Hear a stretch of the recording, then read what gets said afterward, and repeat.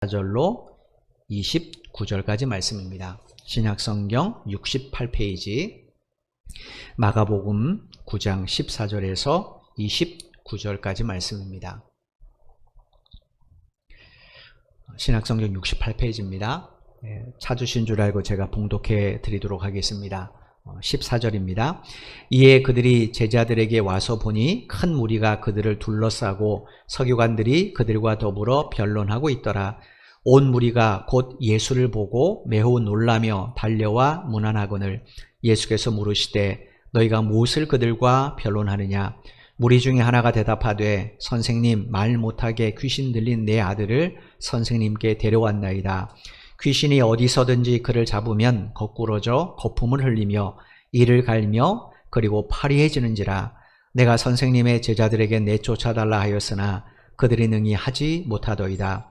대답하여 이르시되 믿음이 없는 세대여, 내가 얼마나 너희와 함께 있으며 얼마나 너희에게 참으리요. 그를 내게로 데려오라 하시매 이에 데리고 오니 귀신이 예수를 보고 곧 그 아이로 심히 격려를 일으키게 하는지라.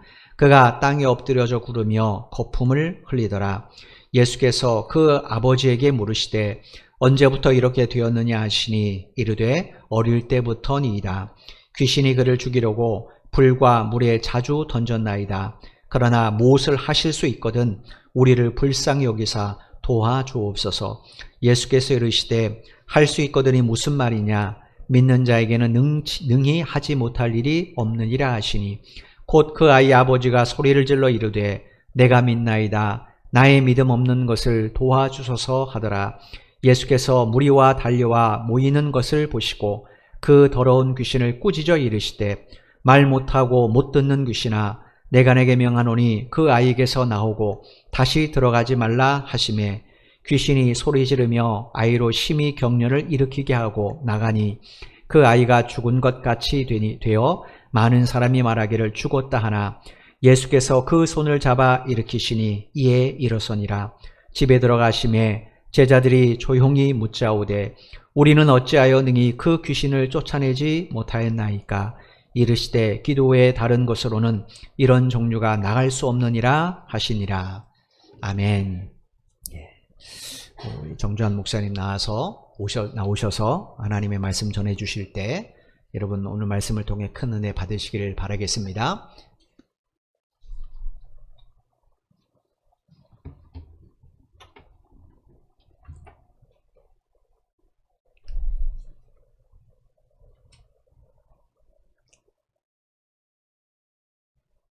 다큐멘터리 보는 것을 참 좋아합니다. 제가 가장 좋아하는 다큐멘터리 사랑 시리즈 중에서 엄마의 고백이라는 다큐멘터리를 오늘 여러분들께 소개해드리며 설교를 시작하고자 합니다. 2009년 7월 28일 청주 여자교도소에서 한 아이가 태어났다. 출산 당시 갓 19살이었던 어린 엄마 정소양 씨.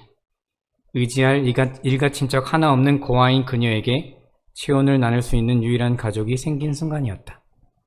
정소양 씨는 어릴 적 친부모로부터 버림받고 입양되었지만 양부모의 이혼으로 또다시 버림받게 되는 신세가 되었다. 사춘기 시절 세상으로부터 버림받았다는 상처로 거칠 것이 없이 살던 그녀는 정신을 차려보니 절도범이 되어 교도소에 수감된 상태였다. 그리고 얼마 지나지 않아 교도소에서 임신 사실을 알게 되었다. 딸의 아빠에게 연락을 했지만 아빠는 모른다는 말만 계속할 뿐 아무런 책임을 지려 하지 않았다. 모두가 임신 중절을 권유하였지만 유일한 혈육이기에 그녀는 모두의 반대 속에서 가은이를 낳았다. 세상에 하나뿐인 딸에게 모든 것을 주고 싶은 엄마. 그러나 죄수복을 입은 그녀가 딸에게 해줄 수 있는 것은 지극히 제한적이었다. 하루에 단 한 시간, 운동시간 외에 온종일 좁디 좁은 감방 안에서 살아야 하는 가은이를 보는 엄마의 마음은 그저 미안하기만 하다. 결국 모범수로 어린 가은이를 데리고 세상에 나온 엄마. 출소 후 바로 아이 아빠에게 전화해보지만 다시는 연락하지 말란 말만을 남기고 무자비하게 끊어버린다. 교도소 갱생 프로그램을 통해서 허드렛 일이라도 시작하려는 22살 가은이 엄마와 가은이에게는 세상은 너무 차갑기만 하다.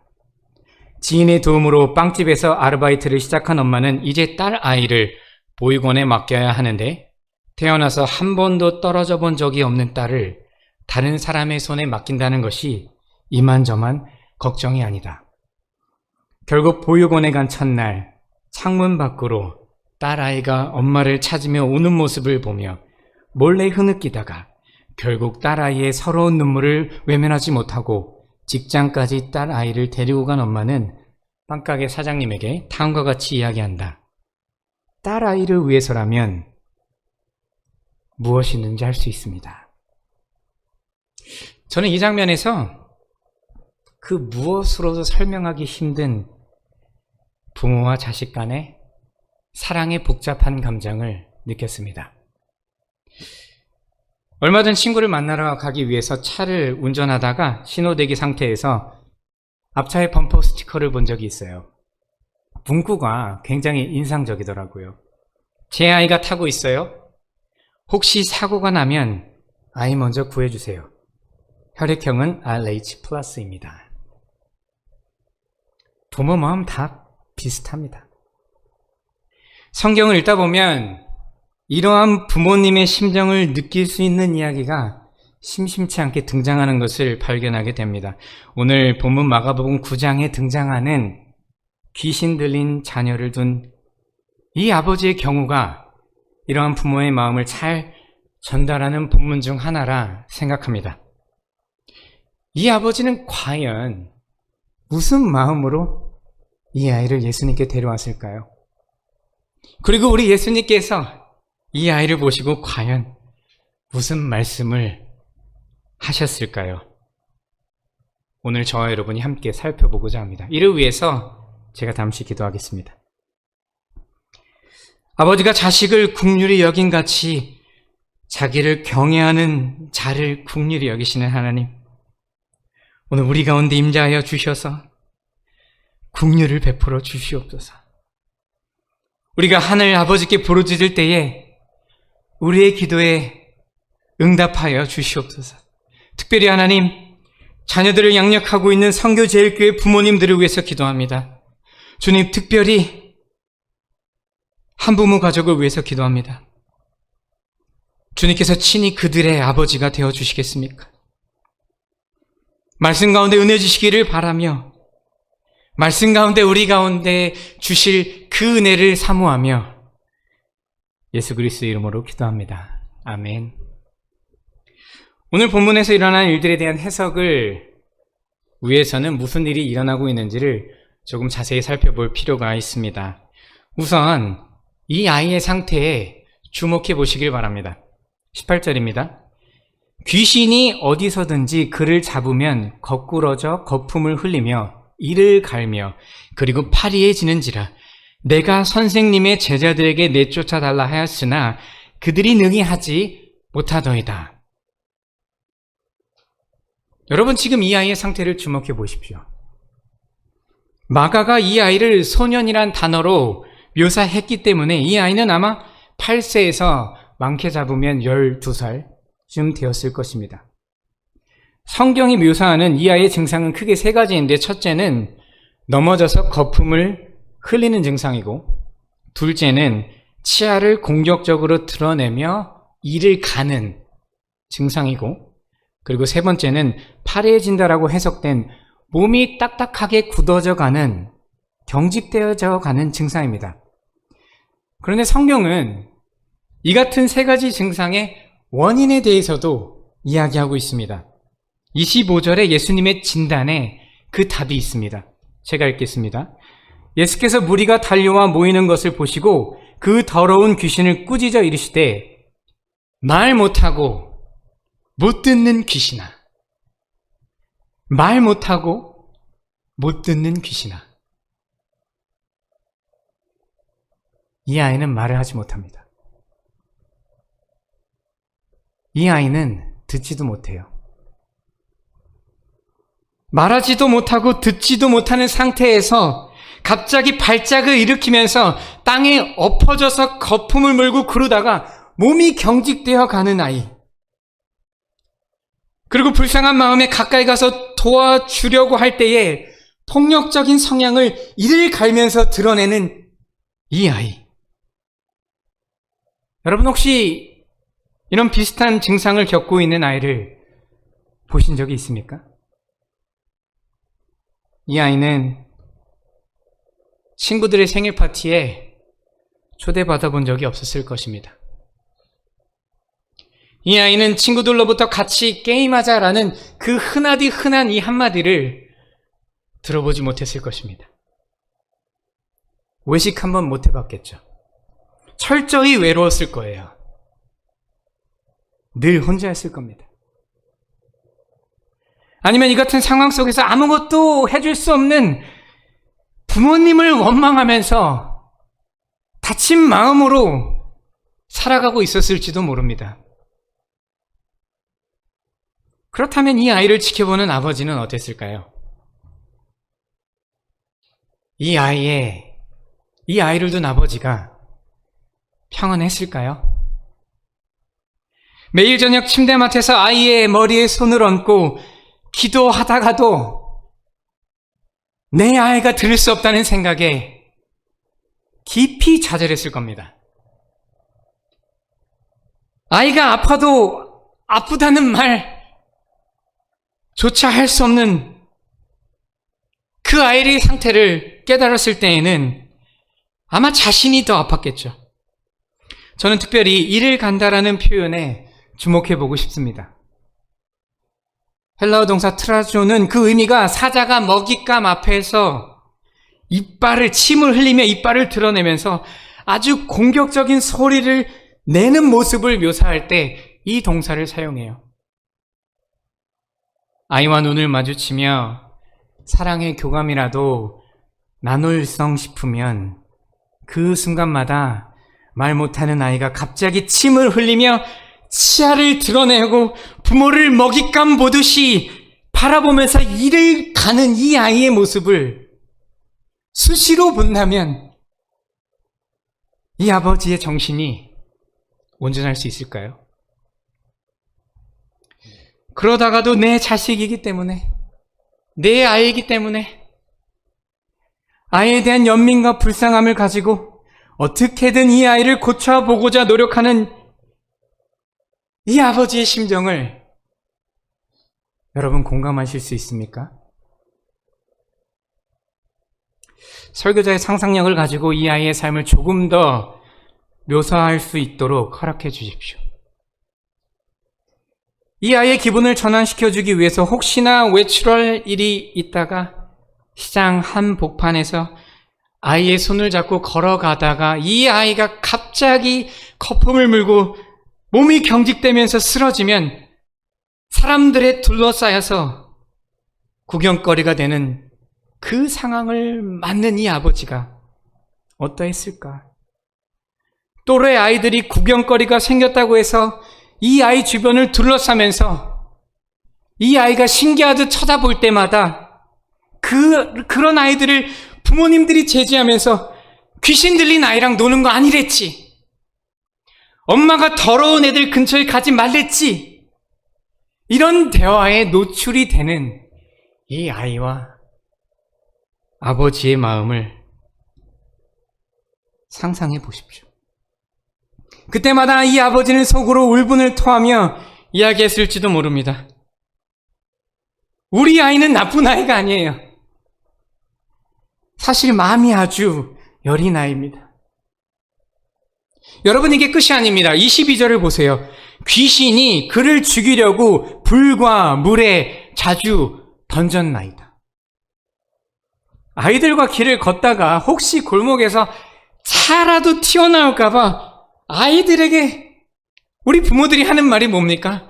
뛰지 마, 뛰지 마. 이런 얘기 많이 하잖아요. 그런데 이 아이 아빠는요, 자신의 아이가 갑자기 물속으로 뛰어 들어가는 것을 정신없이 붙잡기 위해서 소리치며 따라가는 것이 삶의 일부분인 아빠예요. 이건 다치고 말고 하는 수준이 아닙니다.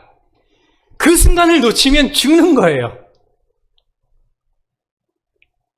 여러분, 우리가 지금 마주하고 있는 이 가정은 정상적인 생활이 불가능한 가정입니다. 주변에 의지하고 기댈 사람도 없었을 것이며 경제적인 어려움도 충분히 예상되는 그런 가정입니다. 하루하루가 전쟁인, 그래서 소망이라고는 꿈도 꾸어보지도 못하는 그런 가정이에요. 한 걸음 더 나아가서 그 당시 사회적인 통념상 부모의 죄로 인해서 아이가 이렇게 됐다는 유대인의 신학이 이 부모의 마음 가운데 죄책감으로 짓누르고 있었다면 이 부모의 마음은 누가 위로합니까? 매일 저녁 아이 몸에 난 상처를 보다듬는 이 아버지의 찢어지는 심정이 저는 본문을 읽을 때마다 느껴지는 것 같습니다. 이 아이가 다시 춤추고 노래할 수 있을까? 이 아버지가 다시 웃을 수 있을까?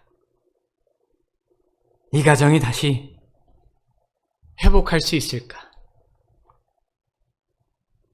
오늘 본문의 핵심이 여기 있습니다. 성경은요, 아주 명확한 어조로 이야기하고 있습니다. 절만뿐인 이 가정에도 소망이 있다는 거예요. 억눌림과 원통함과 눈물뿐인 이 가정도 다시 일어설 수 있다는 거예요. 듣지도 못하고 말하지도 못하는 이 아이도 회복할 수 있다는 겁니다. 왜냐하면 예수님을 만났기 때문입니다. 14절은 변화선상에서 내려오신 예수님의 등장으로 시작합니다. 예수님께서 등장하시자마자 어찌된 영문인지에 대해서 물어보셨습니다. 그때 아이 아버지가 예수님의 제자들에게 귀신 들린 아이를 데리고 왔는데 이 아이를 위해서 무엇인가를 해주기를 부탁했는데 아무것도 해주지 못했다고 하소연하듯이 예수님께 이야기했습니다. 그리고 제자들은 아이를 제쳐두고 서기관들과 논쟁만 했다고 한탄하였습니다. 예수님께서 이 이야기를 들으시자마자 바로 실망감을 내비치셨어요. 19절입니다.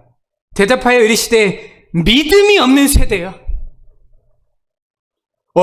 내가 얼마나 너희와 함께 있으며 얼마나 너희에게 참으리요. 그를 내게 데려오라 하시매, 우리 예수님의 실망감은 믿음이 없는 세대여 라는 표현으로 읽어낼 수 있습니다. 여기서 우리는 질문을 해보아야 해요. 과연 예수님을 누구를 바라보시면서 믿음이 없는 세대라 하셨을까? 믿음이 없다 하셨을까? 여기서 우리는 세 가지 해석을 생각해 볼 수 있습니다. 첫 번째는 모여있는 모든 사람을 지칭한다는 해석입니다. 일반적인 표현 그대로만 생각한다면 이 같은 해석이 맞겠으나 전체적인 문맥이 매끄럽지가 못해요. 예수님께서 이 상황을 구경하는 모든 사람들의 믿음까지 언급하시면서 믿음이 없다라고 표현하신 것은 다소 무리가 있는 해석으로 보입니다. 둘째는 이 귀신 들린 아버지를 가르친다는 해석입니다. 현재 예수님의 대화의 주체는 이 아버지이기 때문에 얼핏 보면 그럴듯해 보이나 예수님께 도움을 구하러 온 이 남성에게 예수님께서 믿음이 없다고 꾸짖는다는 것은 상상하기 조금 어렵기 때문에 저는 이 해석을 지지하지 않습니다. 그리고 마지막 세 번째는 변화산에 같이 있던 3명의 제자를 제외한 9명의 제자들이 향해서 믿음이 없다고 꾸짖는다는 해석입니다. 저는 신학자 R.T. 프랜스의 의견을 따라서 본문은 이 9명의 제자들에게 실망감을 표현한 것이라고 생각합니다. 마가복음을 자세히 읽어보면 예수님께서 귀신을 쫓아내는 장면이 4번 정도 등장합니다. 본문이 바로 그 마지막 4번째 장면입니다. 즉 제자들은 예수님께서 귀신을 쫓는 장면을 이미 봤어요. 어떻게 예수님이 귀신을 쫓는지를 이 제자들은 이미 익숙히 알고 있었습니다. 그러나 정작 이들에게 귀신을 쫓아달라고 요청했을 때 제자들은 예수님과 같은 기적을 일으키지 못했습니다. 예수님이 하신 것처럼 본대로 그대로 따라했는데 아무런 변화가 일어나지 않았어요. 그러자 그 원인을 찾는 과정 중에 서기관들과 논쟁에 휘말리게 되었습니다. 이를 보시고, 이 장면을 보시고 예수님은 믿음이 없는 세대라고 꾸짖은 것입니다. 본질을 놓치고 비본질적인 것을 가지고 붙잡고 씨름하는 제자들을 향한 예수님의 꾸지람이었어요. 여러분, 예수님의 이 이야기를 곱씹어 봅시다. 믿음이 없는 너희는 나처럼 귀신을 쫓아내기 위해서 노력했는데 이 아이를 고치지 못했다. 이 말을 뒤집어 보면 믿음이 있었으면 이 아이에게서 귀신을 내쫓을 수 있었다. 믿음이 있었으면 이 아이가 온전해질 수 있었다. 믿음이 있었으면 이 가정이 다시 회복될 수 있었다. 이 말 아닌가요? 이 내용은 예수님과 이 아버지의 대화 속에서도 잘 드러납니다. 22절, 23절입니다. 귀신이 그를 죽이려고 불과 물에 자주 던졌나이다. 그러나 무엇을 하실 수 있거든 우리를 불쌍히 여기사 도와주십시오. 예수께서 이르시되 할 수 있거든이 무슨 말이냐? 믿는 자에게는, 여러분 보이세요? 믿는 자에게는 능히 하지 못할 일이 없느니라. 앞에 이야기와 똑같은 이야기입니다. 이것은 예수님께서 왜 제자들이 귀신들을 쫓아내지 못했는가에 대한 예수님의 신랄한 비판이자 분석이었습니다. 즉, 이 두 가지 이야기를 종합해 보면 예수님께서 제자들과 이 아버지에게 요구하신 무언가가 있다는 결론을 도출하게 됩니다. 믿음이에요. 오직 하나님께서만 우리 가정을 살릴 수 있다. 오직 하나님께서만 내 아이를 고칠 수 있다. 오직 하나님께서만 내 아이의 소망이 되신다는 이 믿음입니다. 예수님께서 원하시는 것이 바로 이 믿음이었어요. 우리는 이제 이 예수님의 요구 앞에 마가복음에서 가장 복음의 핵심을 잘 드러내는 기도문을 보게 됩니다. 24절입니다. 곧 그 아이의 아버지가 소리질러 이르되 내가 믿나이다. 내가 믿나이다. 내가 예수님께서 이 아이를 고치실 줄을 믿나이다. 나의 믿음 없는 것을 도와주소서. 여러분, 여기서 아버지의 절실함이 느껴지지 않습니까? 우리말 성경 곧이라고 표현한 이 단어는 쉬운 성경은 즉시라고 번역하고 있습니다. 예수님의 이 요구 앞에 이 아버지가 즉시 고백했어요. 한치의 머뭇거림도 없이 고백했습니다. 내가 믿나이다, 예수님. 내가 이 아이를 예수님께서 고치실 줄로 믿나이다. 말 못하고 듣지 못하는 내 아들, 죽음의 문턱을 오가는 이 아들을 예수님 당신이 지금 이 자리에서 고쳐주실 줄로 내가 믿습니다. 이 아이의 외로움과 슬픔은 오직 예수님 당신께서만 위로해 주실 줄로 내가 믿습니다. 매일같이 컴컴한 어둠 속에서 하루하루를 두려움 속에 살고 있는, 그래서 미래라고는 꿈꿔보지도 못했던 내 아들, 주님께서 온전하게 하실 줄로 내가 믿나이다. 이 믿음입니다.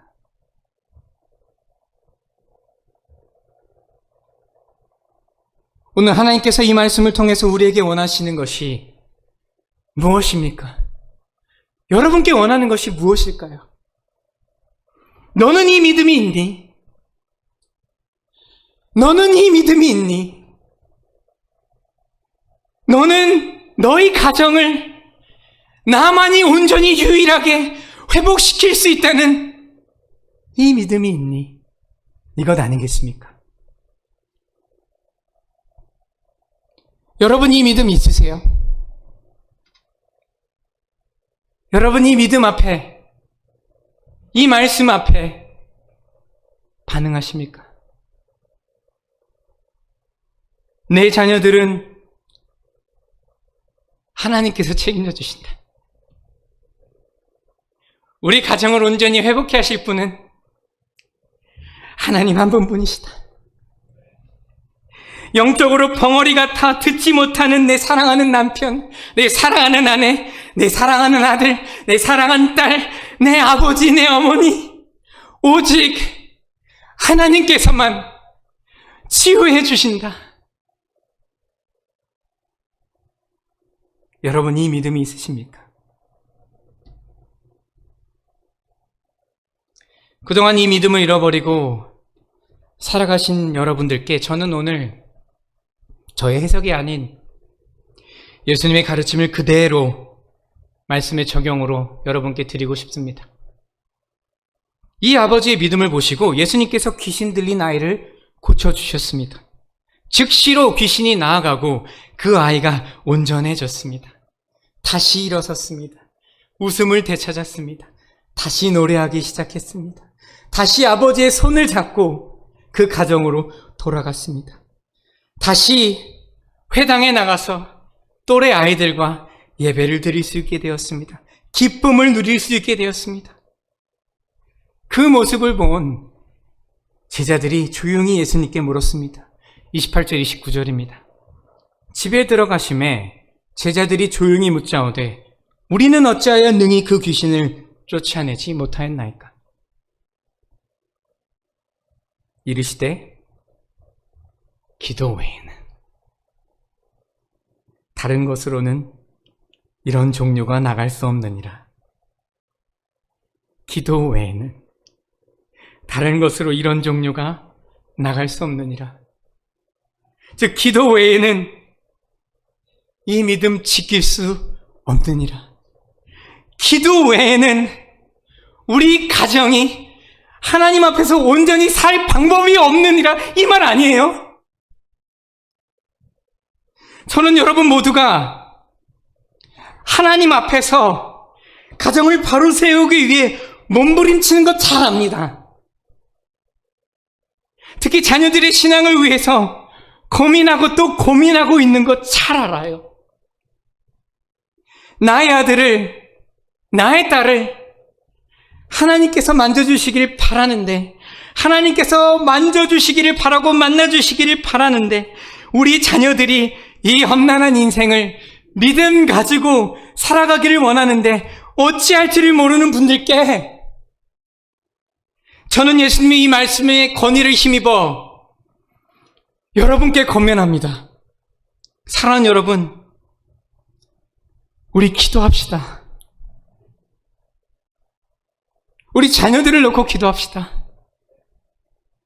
우리 자녀들을 하나님께 맡겨드립시다. 기도를 포기하지 마세요. 기도를 멈추지 마세요.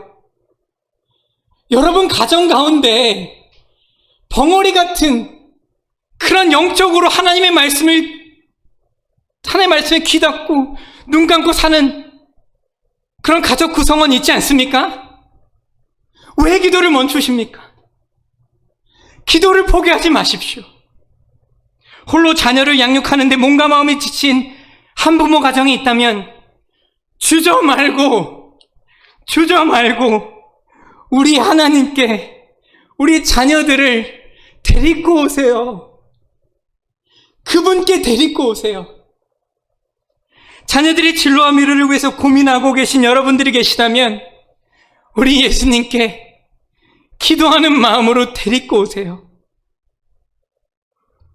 우리 예수님, 그 자녀를 품에 안으시고 기도하고 회복시켜 주시고 고쳐주실 줄로 믿습니다. 이게 기도의 능력입니다. 여러분 오늘 이 기도의 능력을 마음속으로 체험하고 돌아가시기를 간절히 바랍니다. 나와 내 집은 오직 여호와만 섬기겠노라. 이 믿음의 고백이 기도를 통해서 다시 회복되기를 원합니다.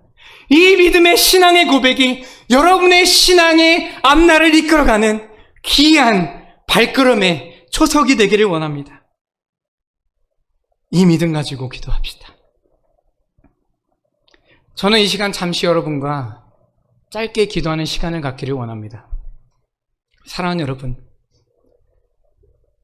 한 명 정도 있지 않습니까? 내 마음속에 기도하고 있는 우리 가족 구성원 한 명 정도는 있잖아요. 예수님 앞에 반드시 나와야 하는 우리 가족 구성원 한 명 정도는 있잖아요. 같이 기도합시다. 내 가족을 위해서, 특별히 사랑하는 내 아이들을 위해서 믿음 가지고 기도합시다. 오늘 우리가 함께 기도할 때에 우리 예수님께서 우리의 기도에 힘주시고 하나님 앞에 응답받는 기도로, 능력의 기도로 변화시켜 주실 줄로 믿습니다. 여러분 함께 기도합시다. 짧지만 이 시간 함께 기도합시다. 우리 사랑하는 가족 구성원들을 위해서, 내 자녀들의 미래와 장래를 위해서 짧게 기도합시다. 기도하겠습니다. 사랑해 주님 감사합니다. 이 시간 함께 하나님 앞에 기도합니다. 주님 앞에 내 자녀들을 맡겨드립니다. 주님 앞에 하나님 나의 가족 구성원을 주님 앞에 올려드립니다. 주님, 나의 기도가 변화의 시초가 될 수 있다면 주님, 나의 기도에 힘을 부어주시고 주님, 나의 기도를 주님께서 붙잡아 주셔서 기도를 통해서 이 믿음이 흐트러지지 않도록 주님 붙잡아 주시옵소서. 주님, 기도합니다.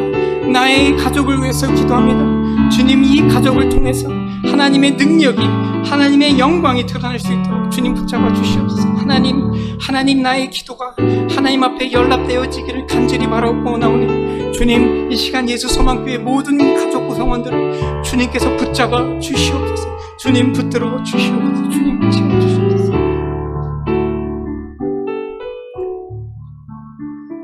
사랑의 하나님 감사합니다. 오늘 우리에게 예수님을 다시 한번 만날 수 있는 기회를 주심을 진심으로 감사드립니다. 주님, 지금 내 손에 내 아이의 손이 붙들려 있음을 주님 잘 아십니다. 주님, 내 자녀들을 이 시간 주님 손에 맡겨드립니다. 주님, 이 아이의 손을 잡고 함께 걸어가 주시고 이 아이들이 가는 앞길을 주님께서 책임져 주시되 필요한 모든 것들을 공급해 주시고 주님 안에서 귀하고 아름답게 성장하여서 이 자녀들을 통해서 가정과 선교조일교회와 더 나아가 하나님 나라가 아름답게 성장할 수 있도록 은혜 내려 주시옵소서. 우리를 구원하신 예수 그리스도의 이름으로 기도합니다. 아멘.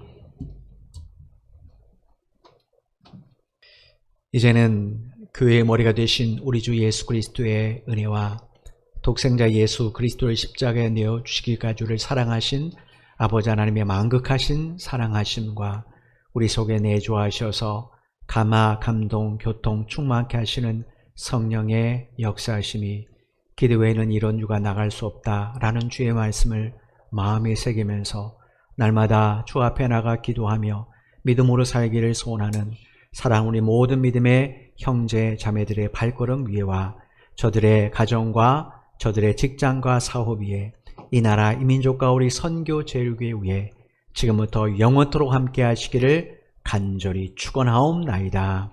아멘.